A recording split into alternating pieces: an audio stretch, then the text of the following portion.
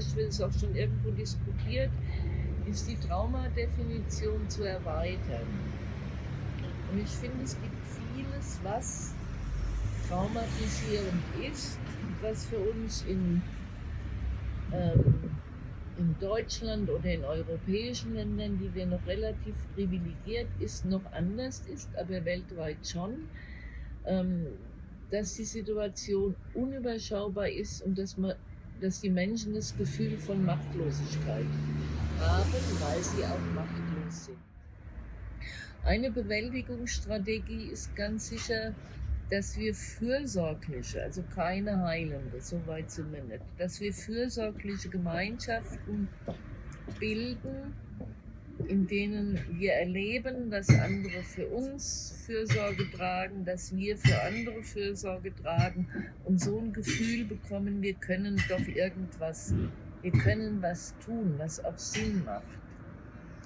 Und das andere, was ich denke, was wichtig ist, dass wir als Professionelle überall dort, wo wir Räume haben, schauen und die Kinder und Jugendlichen auffordern, über Ängste und Bewältigungsstrategien der Ängste zu sprechen.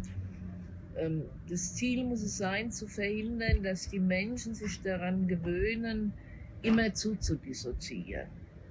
Also immer mal wieder, das muss man jetzt und schafft man das nicht, aber immer zu dissoziieren und Dissoziation als Bewältigungsstrategie dieser Krise wird viele Menschen krank machen. Und mir scheint es besonders wichtig, dass wir gerade in dieser Zeit, die so viel Unsicherheit bringt, dass wir gerade in dieser Zeit über Zukunftsvisionen sprechen. Weil wenn wir nicht über Zukunftsvisionen sprechen, dann saugt uns die Zukunft aus. Wenn wir keine Ideen entwickeln, wie wir die Zukunft gestalten wollen, dann wird die Zukunft die Ideen entwickeln und wird uns wieder ins Abseits stellen. Deswegen ist es in dieser Zeit, in der alles am Wanken ist, wichtig zu fragen, wie will ich leben? Wie will ich heute leben? Wie will ich morgen leben? Was mache ich gegen den Klimawandel, gegen diese fürchterliche Situation, die wir haben? Was machen wir gegen das Anwachsen des Populismus, des autoritären Gedankenguts?